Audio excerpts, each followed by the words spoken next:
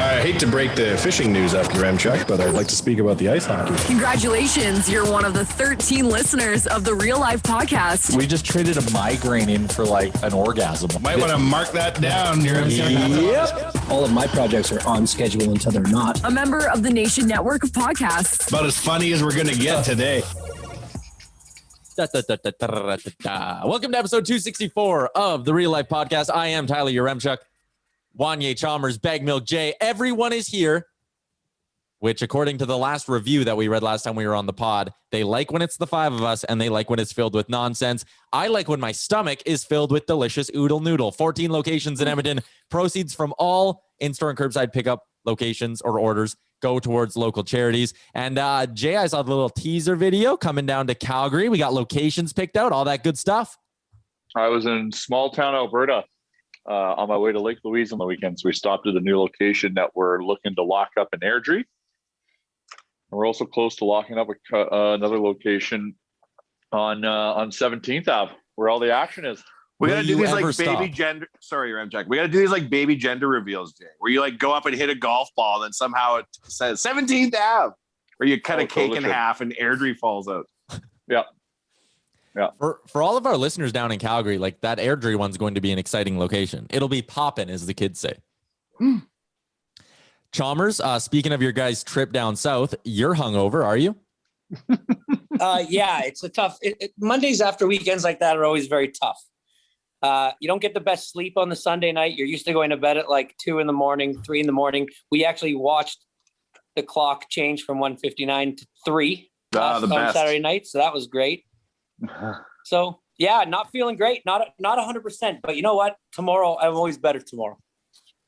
Speaking of watching the clock change, I used to do a shift at the radio station, like whatever, twice a year, where you would have to go there for 1 a.m, sit at the first station, wait an hour, wait for the clock to flip, and then run to each station and make sure that like the clock didn't get fucked up when it changed over, and then wait an hour for it to get to 2 a.m. again to make sure that they didn't like fucking flip themselves like a double flip. And that was one of my shifts, is like 3 hours from 1 to whatever in the morning. I don't remember what time I'd be there till. And you'd have to sit and just stare at the clock. Y2K. Yeah. That's how you did it. Ski Hill was good though, boys. Another heroic performance by Tyler Yaremchuk. Yes. That's fair. Absolutely, that's fair. Did your in-laws realize what you did and told everybody? Did they see the kerfuffle of people laughing at you for ruining your father-in-law's house? No, they came home the other day though, so they're finally home, which means it's like finally out of my hands. Like I no longer. Was it like a reverse extreme home makeover where they moved the bus and reveal the improved house? Was it like they showed up and most their house had washed away?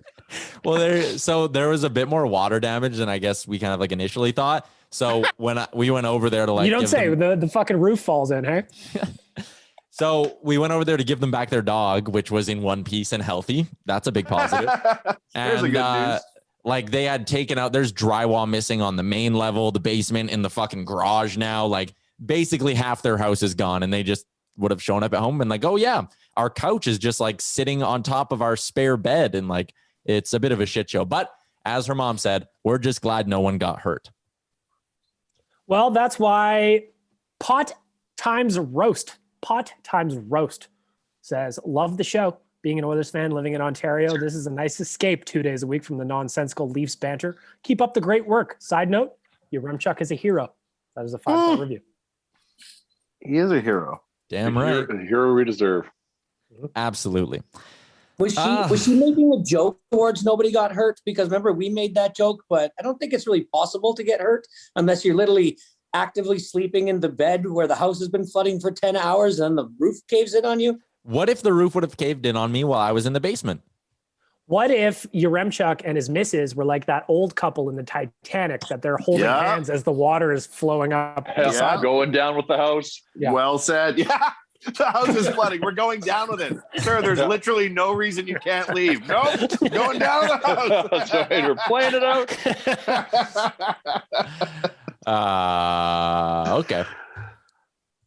Suppose we should talk some Oilers here. That is a disjointed segue, as we call it in the industry. Yeah, that segue really didn't make a lot of sense. We do have a listener profile we'll get to right away. The Oilers lost on Saturday to the Vancouver Canucks. And if the lack of scoring in that game didn't put you to sleep, then the color commentary probably would have. But beside that, that was just kind of a dud of a hockey game. Like that one was just super fucking boring. Bag Milk, you got a take on that one? Yeah, here's the take. Sometimes you have to tip your cap to a goaltender that's fucking red hot. Thatcher Demko finished that game with a 971. And chances are, if you finish with a 971, the other team lost. And the Oilers deserved to win that game. They played well enough to win or at least get a point. Sometimes you got to tip your cap. Thatcher Demko is the reason Vancouver won that game, and there's no reason the Oilers shouldn't have got a point. But that goal was shady as fuck. Half the ice was littered with bodies. I don't know how the hell. That's what I don't get that. Like that's blown down 99 times out of 100. Like what the hell? Just there was like literally 6 people on the ice. Yeah. And not to mention the puck was in the crease with enough time for the fucking Canucks to roast a chicken in there. Like, I don't understand what was going on and why it didn't get blown. It was so obnoxious. And I tweeted it, like, the result made that first goal that much more annoying. But again, I still think you got to give Demko some credit. Oh no, you got to. You absolutely have to. But like, that's our 1 point right there. Yep. Is the Koskinen shutout when he makes the first save of the game? It is interesting, though, when you look around social and everybody's kind of waiting in anticipation to get that first one out of the way. It's like they have them typed up. What was that, Charles? Well, it's like they have the tweets typed up. I swear to God, like you go right to it. Like I'm sure people have those things in the can ready to go. Because I don't know how slow you're typing, Chalmers, but it doesn't take very long to send out a Koskinen makes the first one. I don't really time myself doing that. I couldn't even see my screen at the time of that goal, so I don't think doing this one, covering one eye. We had to watch the first game on the phones because we were in a nice little restaurant. The second game, we however got to watch it in the bar, but there was no sound. Like we couldn't really hear it. I was shocked at how long that puck bounced around in that crease I was just like, okay, so it's dead now, right? Like, and then it still just kept going on. We went crazy. I was mad. But I even said halfway through that game, I'm like, this is just one of those games we lose, and there's just nothing you can do about it. Chalmers, what were you drinking this weekend? Or is it easier to answer what were you not drinking? Okay, no, it's so the bottle of rye that I took for the weekend was done on Thursday night. So there was that little hurdle that I had to overcome. So then on the hill on Thursday, we were drinking. I mean, we got these flasks with Fireball. And so because obviously with COVID, you're not sharing stuff. So we got everybody one, filled it up with Fireball. So everybody had their own Fireball. But we drank a lot of Fireball, a lot of Ryan Cokes, but then we got on this real old fashioned kick and we were drinking old fashions like they were going out of style. It was fun. They were tasty. $20 a pop. I cannot drink those. What else, JR? What else were we drinking? It was $20 at old fashioned night at Lake Louise. You were gonna ask how the hill was. I haven't been to Lake Louise in like 15 years. I cannot explain to you how blown away I am by the price of everything at that place. At the hill, you're paying $14 for like a Ryan Coke. And of course you're going to have them because you're on the hill and that's what you do. Yeah. But naturally. Just dinners. Oh my gosh. But it is beautiful. I mean, it was like, I got to say, that's got to be one of the best places, like just on earth when you're sitting at the, you're sitting in the mountains right on the lake and it's just, I don't know. It's beautiful. It was awesome. We went skating on the lake and we decided not to wait till like 2:30 in the afternoon and didn't realize that the weather might actually play a role in the ice. And it was so slushy that it was like dang near dangerous in the state we were all in. So, but other than that, I mean, it was fantastic. And like, we didn't ski Saturday, which I think was a huge like plus for us. I think would have ruined our day if we would have had to do it on Saturday because we had one set of friends that went there and they just said it was crazy. They were back by 1:00. They were like, we can't even, there's no point. Crazy in terms of busy? Crazy in terms of busy. They waited an hour for the gondola at the bottom. Jeez. And it's busy meeting like, COVID protocols because like they're really on it there, which is good. But like, yeah, so the gondola, you know, you have a lot of times you just have like one person going in a 6-person gondola. So that plus, you know, it being busy, you know, has a big effect. So yeah, those gondola lines and lift lines were pretty lengthy, even on the Friday. But Thursday was great. I cannot wait till there is a point in our lives where the term socially distanced is retired. Like we just socially distanced. I'm not gonna lie to you. Raise it up to the rafters and done with it. I want no more of this. I'm going to be carrying a stick and I'm going to be jabbing people to make sure that they know one of those. You're going to be socially distancing till like 2024 bag milk. Yeah. 6 years from now, Chalmers, I'll be in a club and someone's going to be annoying me and I'm going to be like, hey, I'm still observing COVID protocols. You fuck. Take 6 steps back. It was the most like, in public, I guess you could say, thing that I've done since we've started this like a year ago. And it's shocking how much my mind has changed as to what's disgusting and what's not disgusting.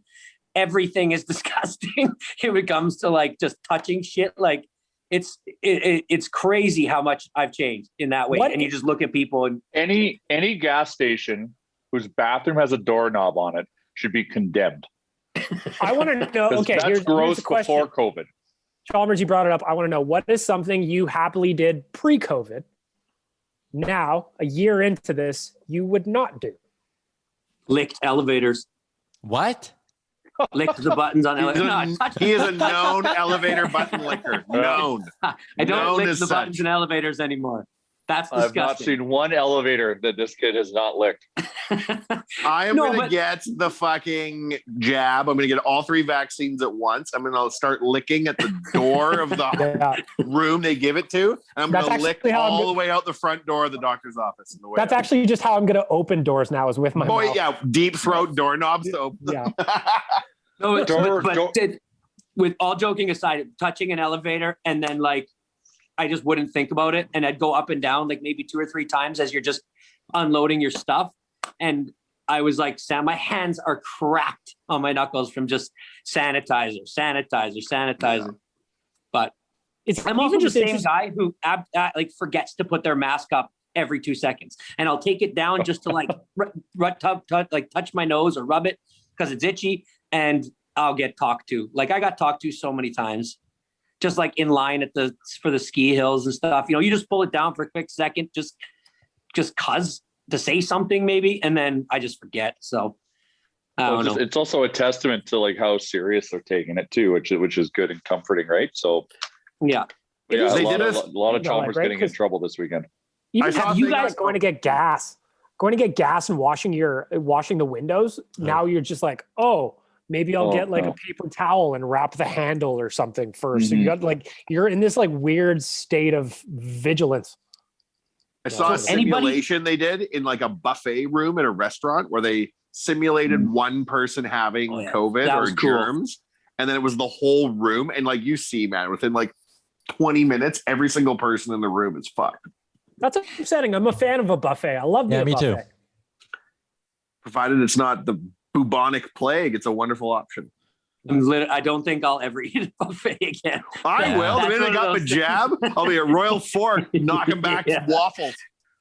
I'm going to ask for a sample of each vaccine first. I'll be like, can you just give me like a third of a shot of I'll like wiggle my arm a little bit after and be like, okay, not bad. Now give me an AstraZeneca. What's that one feel like? One last thing I'll say about Lake Louise is, and this was something I had never done before, but there's an area on the hill called the Rock Garden. Does anybody know about it other than JR, who I obviously knows about it? Yep. For sure. Big rock guy. So I've never been there. I've never been behind in that rock garden before. And when we stopped at the bottom, took a look up, it's gotta be top 5 most beautiful places on earth. Like it's just the coolest thing in the world. I can't believe I'd never been there. If you go to Lake Louise and you don't go into the rock garden, then you're really missing out on something. But you also do have to be able to like know your way around a hill a little bit. Because it does live up to its level. 18 people injured because Chalmers told everyone to ski rock garden.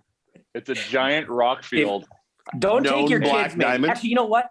Kids probably do it better because they're so small. Their skis are so small. They're not like rocks to them. They're like big turns to them.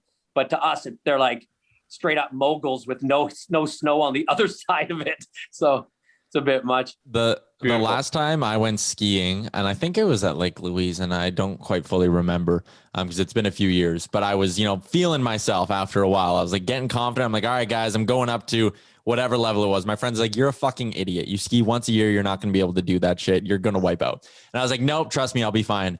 And I went 2 seconds down the hill, and then I fell, and one of my skis fell, and I was like laying on my ass as I watched it go down the rest of the hill, and I just kind of laid there for like 5 minutes, and I was like, I'm fucked. How do I get down? So I'd like really go down on one ski. It sucked. He's still there to this day, Chalmers. He's still there. Most hopeless feeling in the world. Bottom of the hill. When you got down to the bottom of the hill, someone was impaled with your ski fucking coming down at 900 miles an hour. Flying down, like bouncing through the air, all that shit. Yeah. So that's my skiing story for the day. All right. Well, glad you guys had a good time.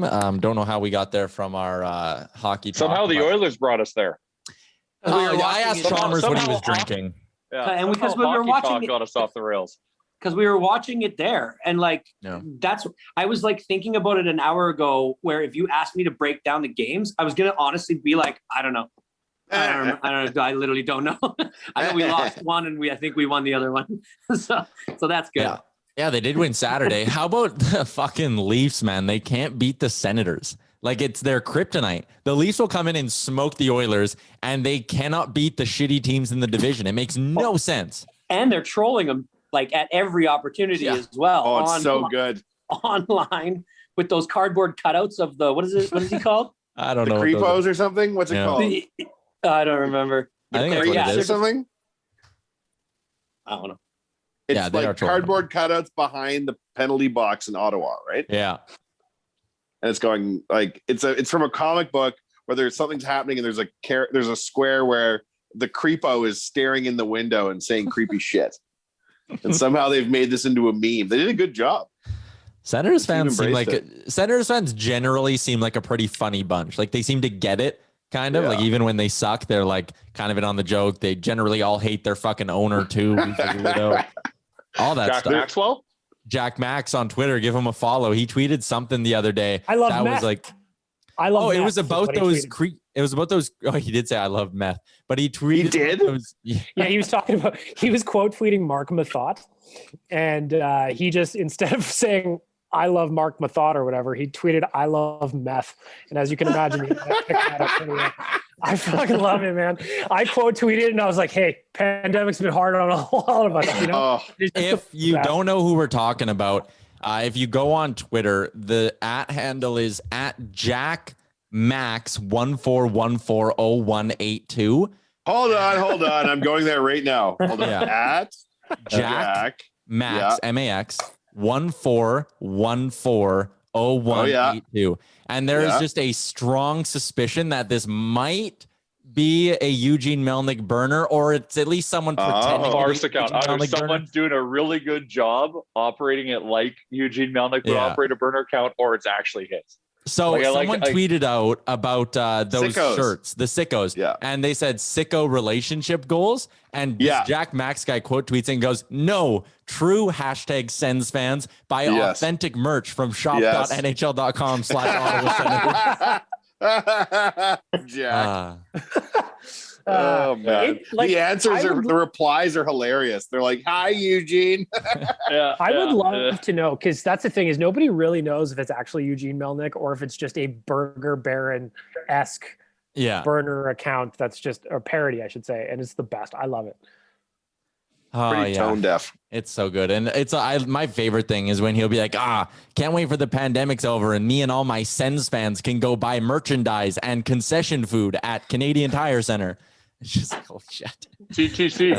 CTC at the CTC. And he always talks about like going about, because everyone shits on the arena being so far out of town, but he likes to talk about how awesome it is around there. Like, going to like Montgomery's before the game with my bros for some shows. The best. Love it. Share a screenshot of a text conversation with him and another guy and be like, hey, you want to go to Montgomery's for a beer before the CTC is rocking tonight? And the friend will text back and be like, you know it, might save my appetite for some concession food. It's fucking good.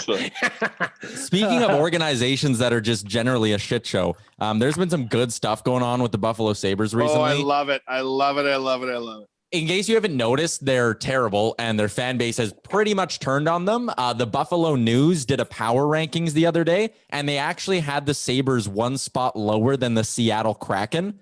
The Sabres were 32. I saw a photo the other day of Hall sitting next to Eichel on the bench, and both of them looked so miserable, and their body language between them was so terrible. Oh, the best. And the Sabres are now allowed to have like some amount of fans in the building for games. And John Vogel, who's a great follow, good Sabres beat reporter, he had a tweet about it and I just lost it. But basically they were allowed to have like 2,000 fans at the game. And they went out and they asked 2,000 season ticket holders, like, hey, you haven't been to a game in a year. You get first crack. And the season ticket holders were kind of like, we're fucking okay. We're good. Thank you. And they couldn't get 2,000 season ticket holders come. So the ticket update, John Vogel tweeted this on March 13th. Ticket update. The Sabres are 1 week away from welcoming back fans. I just checked. And of the 1,907 tickets available, there are still 512 for sale to the general public. Like no one wants to watch them. I'm looking at it right now. I mean, I can't say I blame Buffalo Sabres season ticket holders because this team is now on a 10-game losing streak. They've been outscored by 30 goals over the last. Doesn't Hall have 2 goals this year or something? Yeah. I respect what the Sabres fans are doing. There was an article in The Athletic, though, about if you wanted Taylor Hall, or it was trades I want to see happen. And one of them was Taylor Hall to Edmonton. And it was like, honestly, probably wouldn't cost the Oilers more than a mid-round pick, which is just jarring to think of that's what's Taylor Hall's value in Buffalo. Like when they signed that deal, one, they were hoping, all right, best case scenario, this deal gives us a spark. We're pushing for a playoff spot in a shortened season. Our fan base is reinvigorated. Our Jack Eichel will be happy again. We won't need to trade him, all that shit. And instead, like they won't even get a first-round pick for him at the deadline, and they're paying him $8 million. And they'll have to eat salary. Yeah, they'll have to eat half wherever they trade him. The best. The best. You guys put out a post today that was a GM mode, and it was you only get one. And then there was A to K. So what is that? 12 different things on there. And I was looking through them, and I'm thinking to myself, like, how many of these are actually like things that have been talked about, or any of them actually jokes, like trade for Getzlaf or Stahl?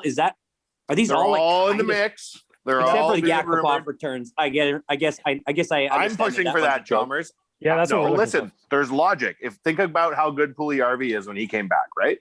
Yep. And he was a 4th pick overall.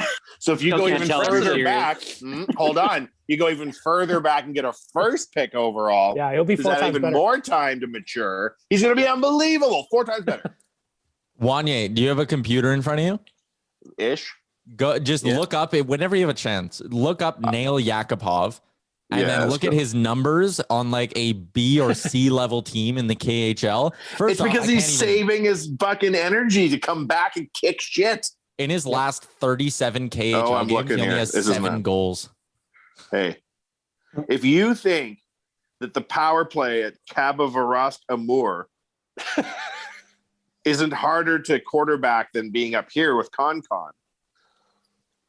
So we should just give everybody a second chance now because they get to play with Con. Look at Draisaitl. What pick overall was he? 3. Exactly. What pick overall was Yakupov? 1. Ergo, if you bring Nail Yakupov back and he hasn't been scoring, he isn't out of goals. Clearly, he's got a lot in the tank still. Kick shit. I'm guessing you posted that on Instagram, Wanye? I'm just pushing for it. I'm pushing for it. No, that's Josh Park being a little evil this morning. Yeah. So here's the question. Evil. Your GM mode, you only get 1, and there are a total of 11 options. I will list them all off, then we can all have our say. Nuge. 1, re-sign Nuge for 6x6. B, trade for John Gibson. C, Clefbaum returns to 100% health. D, re-sign Barry 4 years by $5 million. Bear for DeBrusk. Get Hall at the deadline. Acquire a top 6 winger. Yakupov returns. Yeah. Trade for Getzlaf or Stahl. No. Seattle Kraken take James Neal, or re-sign Larson for 3 years times $4 million. Bag Milk, you're obviously pro Nugent Hopkins in this one. Yeah, but I also feel like you should be allowed to have like 3 picks on this, because more than one of these things is going to happen. Yeah. Well, and I don't know if you read OilersNation.com, but there's an article put out there, I believe, by Zach talking about how Nuge and the Oilers camp are already talking and they're back to the table. So that's already happened. So you don't even have to pick it because it's already happened, which gives you another free pick. So for me, using that logic, it would not be re-sign Nuge because it's already happened. So don't have to stress about it. I would, if we're going for a run, I want Ryan Getzlaf. The thing about the Nugent Hopkins thing, like Ryan Rishaug tweeted this morning that the two sides are back at it and trying to work this through. Yeah. My fucking DMs or my mentions, I should say, on Twitter exploded today because I kind of forgot that I said as soon as Nuge signs an extension, I'm going to go buy all the flavors of his jersey. If you missed it, the Rishaug tweet was this: sounds like the Oilers and RNH camp will resume talks in the next few days. Previous negotiations were back and forth in the $6 to $6.5 million range on a long-term deal when talks broke off. I then posted that on the ON Radio podcast, and Ryan Rishaug's son commented on it and said Pops being an influencer on the Twitter, which I thought was weird and kind of funny. But basically $6 to $6.5 million seems to be the range on this thing. Great deal. Yeah, I think if you get him, I think if both numbers start with a 6, that's a really, really good deal for the Edmonton Oilers. What if it was 62 million? That's crazy. Oh, yeah. You should never pay that much. No. That takes up most of your cap, in fact, Tyler. Yeah. On one guy, Yaremchuk? Come on. Anyways. I can't believe you would suggest that. But back to the question about all the options, like re-sign Nuge 6x6. Yeah, I think that could happen anyways. Re-sign Barry 4x5. I wouldn't do that. Like, I think that's a bad signing. I also think re-signing Larson for 3x4 is a little bit rich as well. That seems like a lot of money. But acquiring a top 6 winger is absolutely the dream for me. If you can get like Yakupov. Sure, 2 birds with 1 stone, bring back Yak. But Ricardo by signing Nuge, in this logic, by signing Nuge, you've acquired your top 6. No, I want Nuge and a top 6 winger. Yakupov. And that way we can dig up that box of cognac shirts that we probably still have in the basement. We'll sell them. Yeah. Finally. That was the one that I definitely want the least is Hallback. That's followed closely by Yakupov coming back. Oh, Chalmers, you're so short-sighted on the Yakupov front. I think the one I like the most, I just keep getting drawn to it.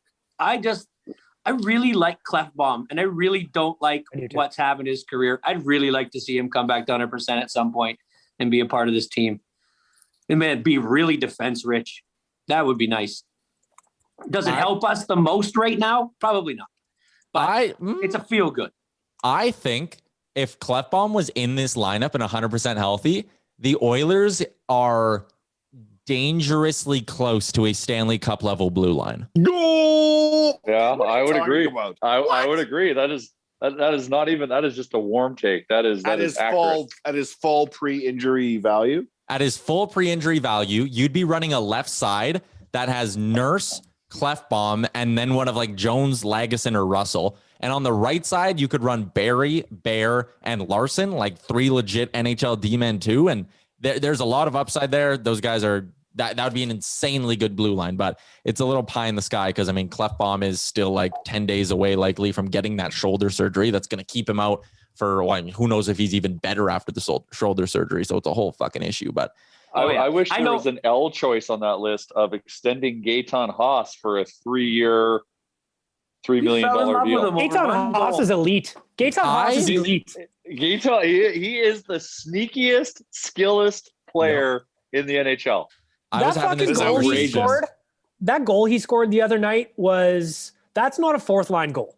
No, if he's given the opportunity, he is shifty and he is good. I would love to see. Just give him one night on McDavid's line. I'd love to see how he could hold up. Yeah. You're telling me that he would do. There's no way you could convince me that Gaetan Haas would do worse up there than Ty Ratty. Let's see what's going on. I want to see it. I want more Haas in the sauce. Yeah, Gaetan Haas is way better than Ty Ratty. He's fast. Yeah. Ratty struggled with that. And shifty, man. And all his goals are like those, like they're like precision, like a surgeon. Like what he makes goalies do, or where he's sneaking pucks in. Oh, here's the thing. How many is that? How many goals does he have this year? 2. I believe 2. So both of them are just like the best one you've ever seen? No, well, and there is a third one, but he got disallowed, and it was amazing. And I also give him credit for winding up and taking clappers on slap shots from the fucking hash marks. That makes me laugh every time. What is with, can I bring up something from last Thursday? I had Yamamoto and Draisaitl to get over 2 points in that game on Tuesday of last week. Yes. And Yamamoto passed the puck to Draisaitl at their blue line with an open net, and he missed it. And that is like the third empty net goal we've missed in the past 5 games. What the fuck is wrong with them? And why can't they hit an open goddamn net and not cost me a couple $100? First of all, Chalmers, I also lost money on that on both of those guys. I had Draisaitl to get over 1.5, and I had Yamo. So I agree with you. Yeah, me too. Yeah, me too. And they both had 1. That would have blew the puck line too. I look forward to you jumping on today's episode of Risky Business, Chalmers. We'll talk about a little betting. But it is frustrating. Unless it's Josh Archibald, the boys really have a hard time getting empty netters. It's wild. Yeah. Oh, I love to. How's the Risky Business going? Have you keeping stats? You keeping stats of your record here? Yeah. I'm writing it all down. Tyler told me I'm keeping improper records in terms of how much I'm betting. But I am keeping stats. I'm showing everybody what I'm betting on. I'm actually putting money on it. And it's fun just to talk about. Last game against Calgary did not go so well for me. I was in the 0 for club on that one. But before that, 4 of 5 for 2 games in a row. So it's going well. Good for you. I like it. I said what you need to do because you have, what are they? It's the safe play, the can't miss parlay, and risky business. Yeah, I got bet of the game. Okay. So bet of the game against Calgary, or I guess Vancouver, was Draisaitl over 1.5. Then I've got easy money. I've got risky business, which is, that was the day I picked Nugent Hopkins over 1.5 for plus 900. That's risky business. Then I've got the can't miss parlay. So I've got those 4 bets every night. So what I would be doing in terms of bankroll management is 1 unit on bet of the game, 2 units on the safe play, and then half a unit on risky business and half a unit on the parlay. And then that'd be a good way to keep track of things. My pregame podcast, bet of the game, which is always just 1 play, usually somewhat safe. On the year, I am now 15-15, which means I'm down like a unit and a bit. But with a win tonight, because I'm taking Oilers to win the first period at plus 185, I'll be right back into the positives. And I was telling Jay about this before. On the sportsbook I use, you can track your performance. I am officially in the top 100 in Canada on that sportsbook. I'm 38th in Canada. I'm on a heater right now. I had Justin Thomas and Brendan Bottcher to win their respective sports tournaments on Sunday, and that was huge. I respect the Briar betting. That's being a true Canadian. If you think you can get a read on Brendan Bottcher to win the Briar, you hammer it. I know that I'm Bottcher for life. Part of this podcast and part of our lives is betting. But if you keep betting on the Briar, I'm gonna make you dial those fucking 1-800 digits pretty soon here, because that is next level nerd betting. Holy shit, the Briar, a real problem. Dude, you know what Briar's real problem is? I turned on the TV and it was just on TSN and the Briar was on, and just the sound of them yelling at one throw, I was like, oh my God, I'm gonna go fucking crazy if I can't find this remote and turn it. Yeah, man, I don't know. It's just super annoying to listen to them, but then it's super cool to listen to them talk in between the shots. Talk strat, yeah. Yeah, so it's like I don't know, it's good. And Alberta, I'm dominated. I am not. What's that? Yeah, they dominated the Briar. Yeah, they're always good. That's because what I had heard was after they won, they had come in second place. One of the guys, is that Kevin Martin's son? I'm not 100% sure. Well, because Martin, like him, and his last name is Martin, and I was like, it's just might be actually Merrick Martin, I think his name was, and it's just, I think curling is the funniest thing in the world, because it's like, if your dad was good at curling and you're going to be good at curling because you're probably doing it with him all the time. And number 2, let's be honest, you're probably not the most competition in the world, because not many people just pick up curling. Right? How dare you? My dad is like a big time curler. How dare you, it's really he plays golf too, but curling, he's in leagues, curls 2-3 times a week. And he had a knee problem this last year. His knee's been really buggered up. And he would refuse to like take any time off because of it. So like I curled with him on Tuesdays before it got shut down, and he'd be throwing the rock sometimes and his leg would be like wobbling and shaking back and forth because he was in so much pain, but he refused to fucking sit out. For the love of the game. Or is not because I play but a men's curling league. It was great. But the Yaremchuk always wants to take it to the house. I get it. The final in the Briar, now that we're on the topic of curling, was incredibly boring for about 5 or 6 ends because they were just blanking. It ended Sometimes on the men's side, they're almost like too good. Like I like when there's a bit of chaos, right? And like a missed shot allows crazy shit to happen. Then towards the end, we got that. And yeah, it was good drama right up until the end. Anyway. Imagine curling though before the free guard zone. Yeah. And you could just take out guards with your Nobody first knows rock. what that means. I think Yaremchuk might be the only other person that knows what that means. Yaremchuk knows. And trust me, Chalmers, there is a curling audience listening to this. Yeah. So I know it's you and Yaremchuk listening to each other. And here's why I think it's funny. The 1v1 on TSN the other day was like this absolutely amazing soccer goal. And then they're like, and watch this, the greatest curling shot ever. They're like, it's around the house. The guy throws it, it hit like 2 things, and like, I honestly couldn't tell you the difference between that shot and like any other shot in curling and why it was harder than anything else. I might be just that was the CRTC getting their way for that one. I don't think it won. Here, spoiler alert, it didn't win. Whoa. Speaking of watching weird shit, the other night YouTube, which knows me so well, suggested the world's top pool shots of like all time in tournaments. If you ever want to watch like 20 minutes of your life that you will never regret, go watch the top pool shots ever caught on film. It is insane what people do. There's this one guy called the Magician, and they had like the Magician, I think he's like from the Philippines or something, back in like the 90s he started out. And it was the Magician's career highlights. And like, I don't know that I've ever seen anyone as gifted at anything as this guy was gifted at pool. So literally YouTube knows you better than you know yourself. It knew what you wanted to watch. If I go to other people's houses and watch their YouTube, I'm like, this isn't my YouTube. Then I come home to my YouTube and I'm like, my YouTube knows. I was just going to say, Wanya, I'd like to put our algorithms next to each other to see what they would look like, because I literally just got an email from BuzzFeed saying, we posted something you might like. It was 12 people who look exactly like Drake. And I'm like, you do know me. You do know me as all too well, because I do want to see 12 people that look just like I feel like Drake. I'm not putting myself out there enough if I'm not receiving that as well. I really want to see 12 people. Watching cable TV is like the Stone Age now, relative to watching. It's painful. So would you like to watch a CBS comedy featuring the stylings of...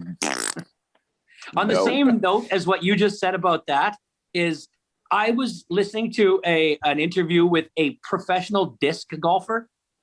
Has anybody? What is disc golfing? Like Frolf? Yeah, you don't call it that anymore. Disc. Oh boy, they moved on. Did they? You know what? Fuck you, frisbee golf. You're Frolf. What is that? Disc golf is like, it's golf, but you have all these. You have like 12 or 14 discs, and they're kind of shaped differently. So like one will curl to the right, one will curl to the left, but they're small. They're like.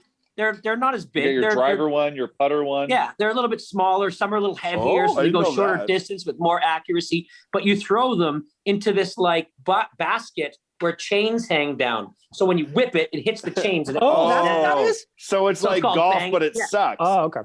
Yeah. So, but and I know people are going to know exactly where I got this interview from. But the fact is this guy said that there was disc golf courses all over like the U.S. and that they're like free to play. And I haven't done enough Googling right yet, and I'm hoping somebody maybe can tell me, but have you ever heard of a disc golf track in Edmonton? Do we have one? Park. Couldn't any field be a disc golf course?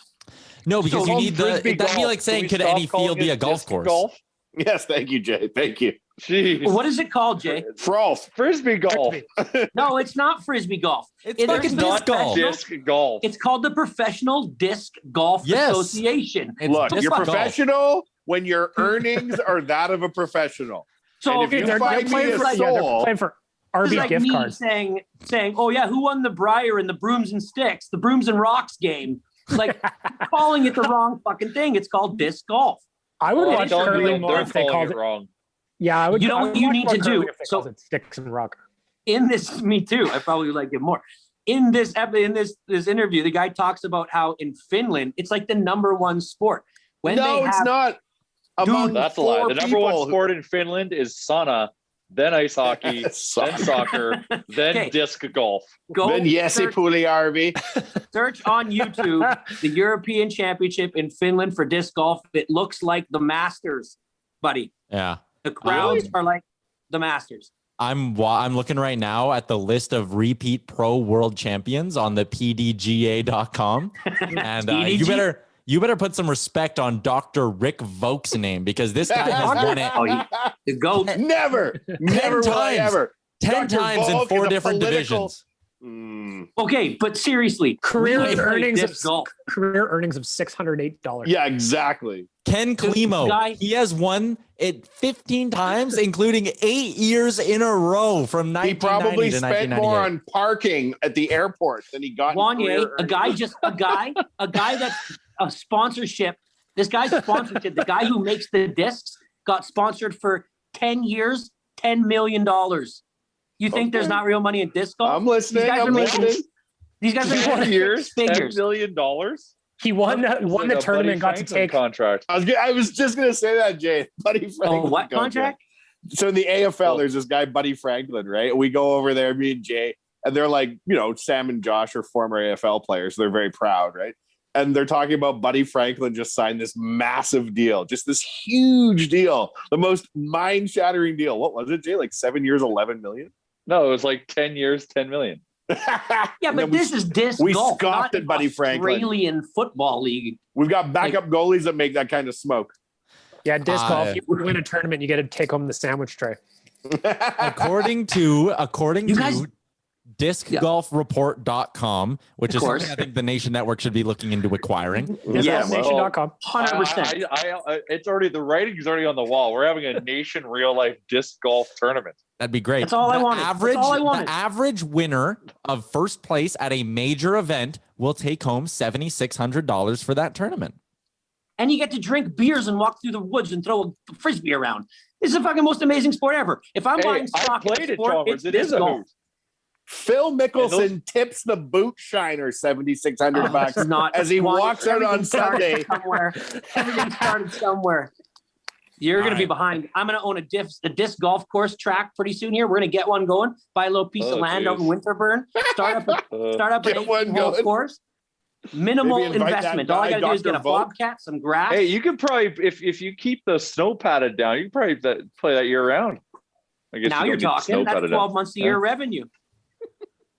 All right. Do you know how much they pay for these discs? They say that they go for $20, and if you can get one, because they're so hard to get right now, you can turn around on eBay and sell it for 5 times its price, because discs are so hard to get right now.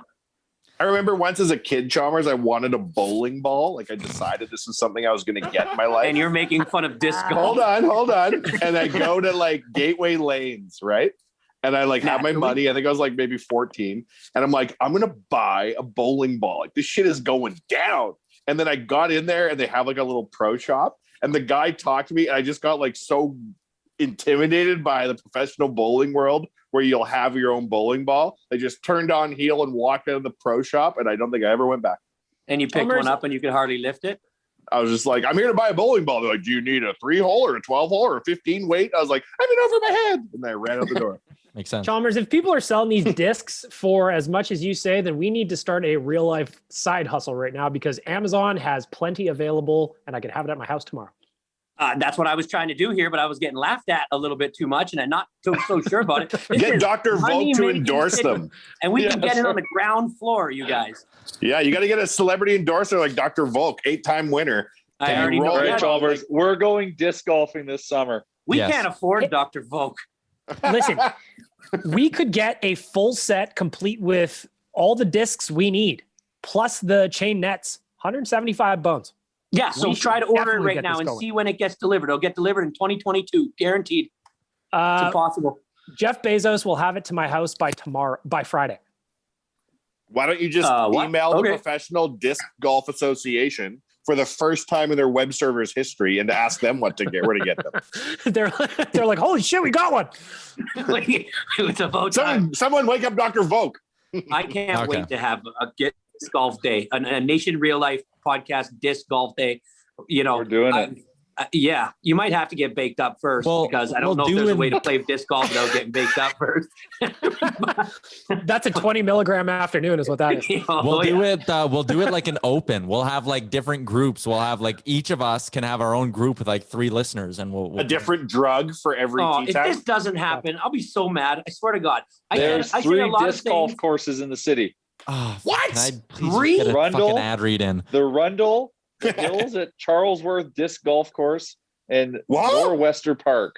Oh, when they start hearing about all the tee times you get booked from this, there'll be an ad read. The boom of booms, 4 people. Actually, yeah, you know what? That's what we should do. We should totally pitch them on this. Text sales guy Jared. Jared, please reach out to local disc golf courses and get us a promo code. We're going to make it relevant again. Because no Chalmers such thing. Don't mess with Chalmers has a hard-on for it for 2 days, and then he's going to lose interest by Thursday. Chalmers. Fun fact.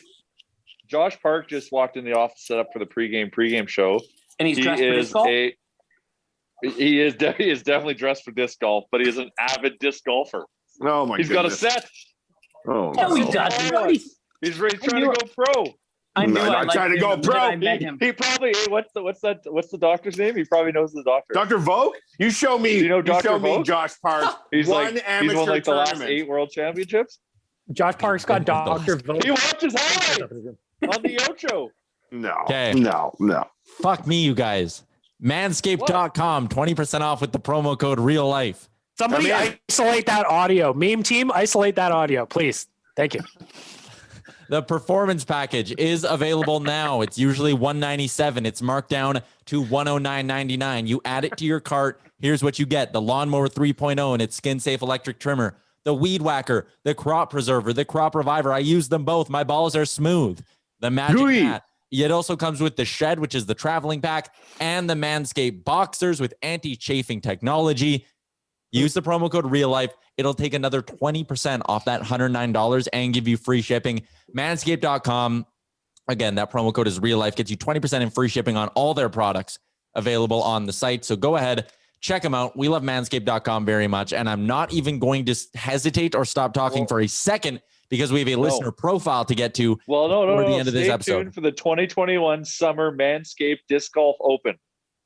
Absolutely. And that's why Shamir gave this podcast a 5-star review. He says, I never rate podcasts or anything for that matter, but after the last episode, I had to. Holy shit, boys. I'm still laughing out loud at Wanye's line of, well, we know a burrito and a clogged toilet were involved in the flooding. Hilarious. Keep up the great content and Oilers talk. Just a quick question. Who did the Oil add at the deadline? If it were up to you boys, keep Nuge forever. That is a 5-star review. Thank you, sir. I would love to get to that question, but we're doing a listener review before our listener. Ryan gets left. Yeah, Ryan gets left. No. All these disc golf sets on Amazon bag milk, they're garbage. You can tell they're garbage. Listen, I'll get us some real good ones. Listen, are we getting? I just want to dip my toe in the pool, man. I just want to get in there, and if I need to get a shitty kit just to make that happen, then that's what I'm going to do. Okay. Because while you're waiting till 2022 for your high tech kit, I'm going to be playing shitty disc golf in the field behind my house, having a great old time. Yeah, I'm going to start training. We head to our Twitter DMs for today's listener profile, brought to you by Oodle Noodle. This one is at Finn_Yaps. You can find that's his @ handle on Twitter. He's not on Instagram because I asked him. His name is Jamie. He lives in Killarney, Manitoba. Killarney. I've got family in Killarney. Really? my aunt Dorothy and Uncle Bill and my cousin Jennifer. Well, ask them if they know Jamie. He is not a Hutterite, but he teaches at a Hutterite colony, which seems like that's suspiciously what a Hutterite would say. But yes, go on. A fun fact about him is he met Ryan Smith at a rink in Winnipeg 5 years ago. Nicest guy, very humble, was asking about me the whole time. And I have the picture of the two of them that I'll put up on our Instagram account. He's been listening to the pod and following Oilers Nation for about 4 or 5 years. His favorite podcast moment was the whole Chumgate controversy. He is an avid fisherman and he is on Team J. Chumming is a no-no. I can't remember. I used to fish the lake that it's probably Killarney Lake, maybe something else, but catch a lot of catfish. They had catfish in that lake. Anyways, would you fish with your Uncle Bill? Yeah, Dorothy and Bill Thiessen. My Aunt Dorothy taught at the school in Clarny, so maybe shaped and molded your mind. I don't know if you should be just spouting out all their personal information. What's your SIN number? Oh, it's Clarny, Manitoba. They're good people. Yeah. I didn't give the address. His favorite. I used to spend I used to go to Mortlach, Saskatchewan for like 3 or 4 weeks in the summer, and then my mom would come down and meet me in Mortlach, and then we would go to Killarney. My aunt and uncle would come to Mortlach, pick us up. We'd go to Killarney for like 2 more weeks, and then we would take the train back from Brandon to Edmonton. And that was what was this, the 1930s? What the hell? Yeah. And then when did the carriage and the horse show up? Then we won the war, and we were thrilled. His We got our war bonds in the mail. Yeah. We lost a few good men to scurvy, but that's okay. Go on, your MJ.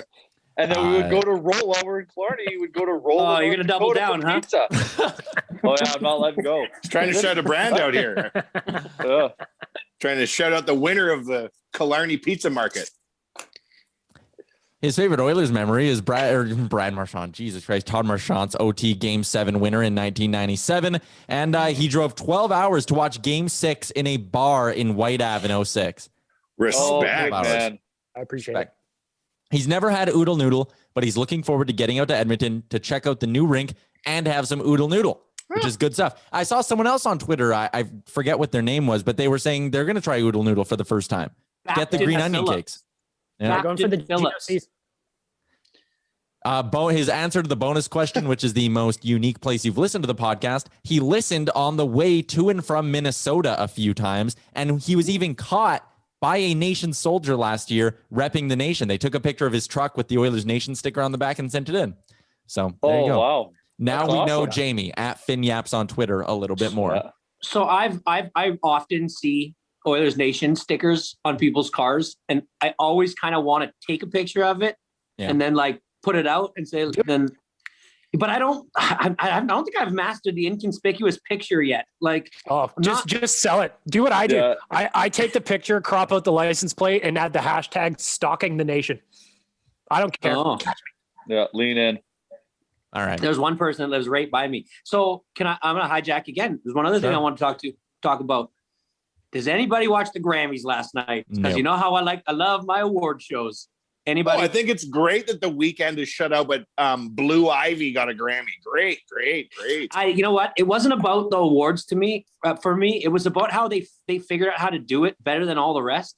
Like they had the stars there, but they were all at 2-person tables, like 6 feet apart. But it was more also the performances. Even the In Memoriam had like 3 really great performances in it. But nobody else watched it. So back to disc golf, I guess. Chalmers, you cad. I am curious though. Any really like notable performances, Chalmers? Like anybody? They nailed it.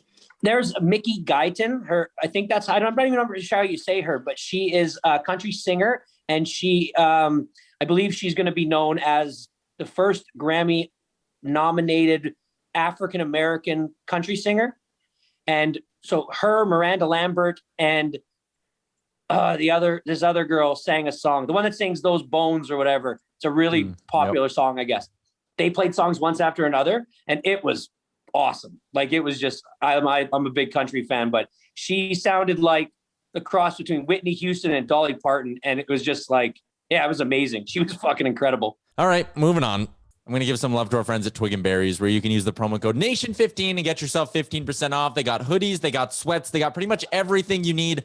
Right now, it's their biggest sale ever, up to 80% off some products. I'm looking right now. Their Jeffrey hoodie, the OG, it's marked down from $55 to $29. And of course, if you want to save some money on the regularly priced merch, Nation15 is the promo code. Saves you 15%. Free shipping in Canada if you order over $100. Free local delivery in St. Albert as well. Check them out online, twigandberries.ca. And if you're in the mood to get banged up on a Monday and watch the Edmonton Oilers play the Calgary Flames, Deuce Vodka Nation Beer. It's Brad. We love it. Approved. We love it.